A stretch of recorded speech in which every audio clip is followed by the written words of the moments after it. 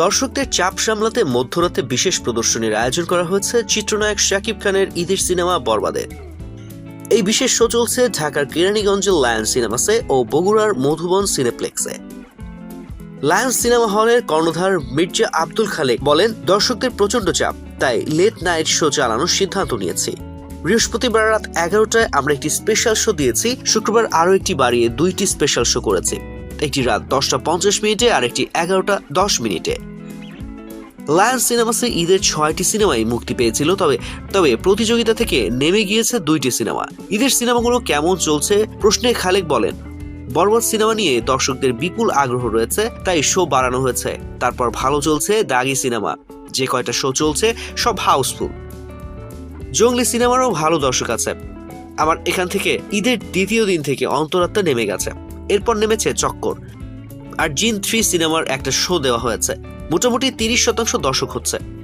বাংলাদেশ ভারতের যৌথ প্রযোজনায় আসা বরবাদের ঢাকার প্রযোজক শাহরিন আক্তার সুমি। এই প্রযোজক আগেই বলেছিলেন তার বিশ্বাস এই সিনেমা নিয়ে তারা নিজেরা যেমন ব্যবসা করতে পারবেন, তেমনি হল মালিকরাও লাভবান হবেন। দর্শক আগ্রহের উপর ভিত্তি করে মধ্যরাতে বিশেষ প্রদর্শনীর আয়োজন করেছে বগুড়ার মধুবন সিনেপ্লেক্স। ঈদের দ্বিতীয় দিন রাত 11:45 থেকে চলেছে তাদের এই বিশেষ শো। মধুবনের ব্যবস্থাপনা পরিচালক রকুনুজ্জামান ইউনুস বলেন, গাইবান্ধা সিরাজগঞ্জ থেকে কিছু দর্শক আসছে সিনেমা দেখতে, তারা অগ্রিম টিকিট কাটেনি, তাদের অনুরোধেই এই বিশেষ শো। এই পর্যন্ত 2টি শো চলেছে। তাছাড়া আমাদের এখানে বেলা 12টার আগে সিনেমা চলে না, কিন্তু দর্শকদের অনুরোধে সকাল 10টায় শো চালু করতে হয়েছে। দর্শকদের এই চাপ নিয়ে উচ্ছ্বাস প্রকাশ করে ইউনুস বলেন, দীর্ঘদিন পর দর্শক লম্বা লাইন দিচ্ছে কাউন্টারে, 100 শেষ না হতেই দর্শকদের ভিড় বেড়ে যাচ্ছে, ব্যবসা ভালো হচ্ছে। আশা করছি বাংলা চলচ্চিত্রে নতুন ইতিহাস তৈরি হতে যাচ্ছে। এদিকে বরবাদ সিনেমার শো বেড়েছে ঢাকার স্টার সিনেপ্লেক্স ও যমুনা ব্লকবাস্টারে।